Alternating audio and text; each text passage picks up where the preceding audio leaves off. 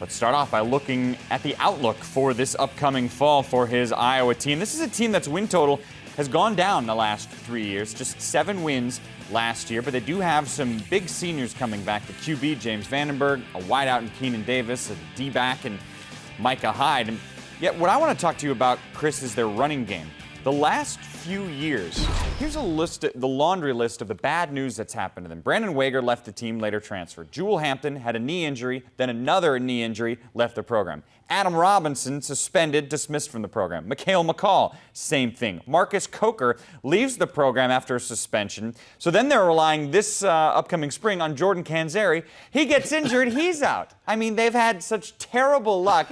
It turns out we don't get to get your answer to that question, but we will get that coming up in a matter of moments because Kirk Ferentz finally is at the podium. We take you to Kirk Ferentz, the Iowa head coach, live. 2011, including 6 on offense. Coach, welcome. If you'd like to start with an opening statement, and then we'll take questions. Thanks, Julie. I'm sure, like everybody, really excited to have an opportunity to get back on the field with our team next Friday. So we're looking forward to that, certainly. And just in a nutshell, we've got a really young football team this year. A team that's really worked hard, I think, since January. Has had a really good attitude, and certainly a team, I think, that has potential to grow into a good football team. But that being said, we know we have a lot of work to do right now, and we're looking forward to getting started with that next week. All right, that said, we'll go ahead and open it up for questions. We got one up here on the left-hand side.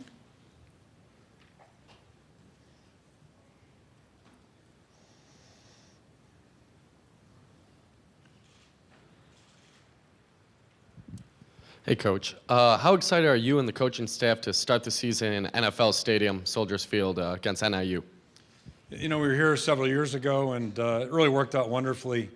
As you know, we have a lot of our students, our general student body are from Chicago, the Chicagoland area, and we got a lot of alums out in this area as well. So it makes perfect sense, I think. And then the people from our state love coming up to this town, and we've got a Cubs game the day before the whole thing. So it's a great experience.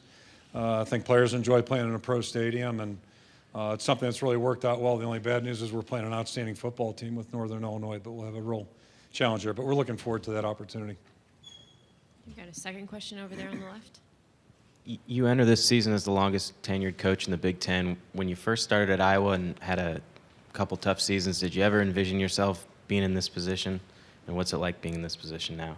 Yeah, you're being very kind saying tough seasons. We got off to a less than stellar start, but I never really thought much about it, and I still don't. We kind of take one year at a time, and each and every season we go into, it's a fresh beginning, and really that began back in January for us after our last ball game. So, we take them one at a time and just try to handle the challenges as they come. Got a question over here. Kirk, you've had a lot of turnover in your staff, and just maybe if you could address that, what were maybe some of the reasons behind so much turnover? Yeah, it's been a historic season for us that way. I'm so fortunate. I've had the chance to. Our players have had the same leadership on campus now for 13 years. Norm Parker, just an outstanding defensive coordinator. Ken O'Keefe did a tremendous job as our offensive coordinator, and Chris Doyle is our strength and conditioning coordinator. So that's really been something I've appreciated. Really appreciate all the contributions those guys have made, not only in terms of the coaching, but everything they've done for our program. But with it comes opportunity, and we hired elevated Phil Parker. Phil's had ample opportunities to leave for other institutions as a coordinator, and that wasn't the reason we elevated him. I thought he was the best choice of several good options, and we've moved some guys around defensively. So we're excited about that. I think that's working well. And then both he and Darrell Wilson have been under Norm's tutelage quite a bit. But they both have some unique ideas too. So I think we'll look a little bit different, but in some ways the same. And then offensively, we went a different route and hired Greg Davis. And I thought we knew what we were getting. We hoped we knew what we were getting, but it's a little bit like marriage. Until you get into the relationship, you're never sure what's going to happen. And Greg has just been a fantastic addition. So tremendous person, tremendous coach, great expertise, works extremely well with our staff members and players, and has been a great fit in our community already. So with that opportunity, I think we've got two great coordinators, and we're also able to hired two of our former players, two former captains. LeVar Woods was a captain in 2000 and Brian Ferentz in 2005. So that's not a requisite necessarily, but I think there's some real benefit there too to having guys that have been in the program. And both of them have unique and I think very healthy histories since their last game at Iowa. And I think they bring some new perspective in as well. So it's been a lot of fun, really. Coach, our next question is in the left middle Yep. over there. Bill O'Brien indicated yesterday that you had reached out to him about some of his players. Some coaches today have said that they're not going after Penn State players. Some have said they are. Where do you stand on that issue? Yeah, the thing I would say about the whole situation, I think it's really complex right now and very confusing, quite frankly, just what the rules are. So I think first and foremost, everybody needs to be compliant.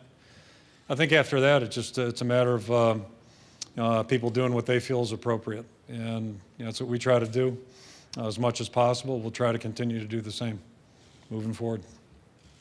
Here in the front row.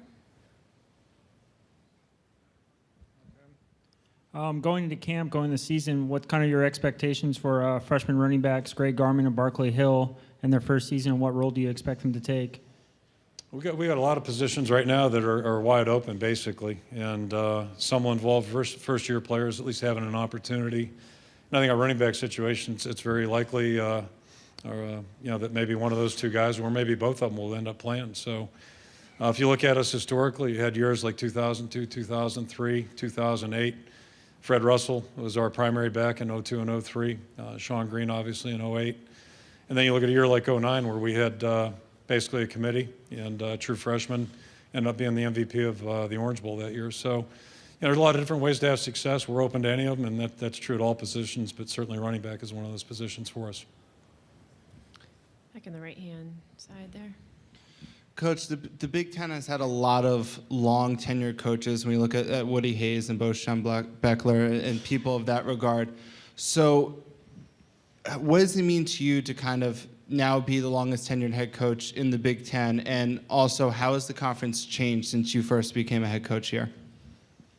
There have been a lot of changes, and it'll take a long time to go through that list, certainly. But, at the end of the day, the thing that I just feel very, very fortunate to be at the University of Iowa. I've got a 22-year history with the school. I worked for a man who was there for 20 years.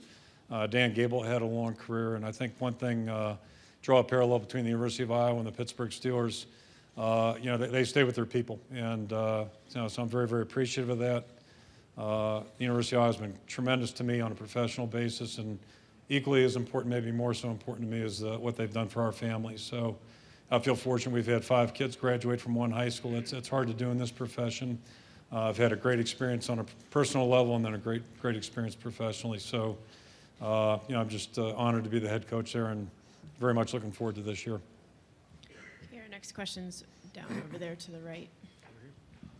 Coach, you touched on the running back position. Just wanted to get your thoughts. It's been such a revolving door there the last 5 years with injuries and suspensions and transfers and different things that have just hamstrung that position. What can you do to build some stability there to have guys that you can lean on from year to year? There's really nothing we can do we haven't done. And things happen in college football. Things happen in pro football. It's just life. Things happen that, I said we had a 2-year run with Fred Russell. Where he basically was injury-free. We had a lot of carries during that time, and he's not a big guy. And then you have other years where that doesn't work that way. So each year is a different year. We'll continue to recruit guys that we think are going to have a chance to have great careers at Iowa and get their degrees from Iowa. And it's really no different than any other position. So we're eager to work with the guys at that position when we start up here next Friday.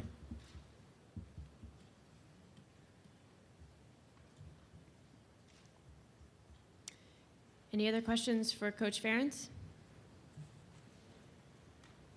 All right, seeing Okay, none, we'll thank turn you. you loose. Thanks, Coach.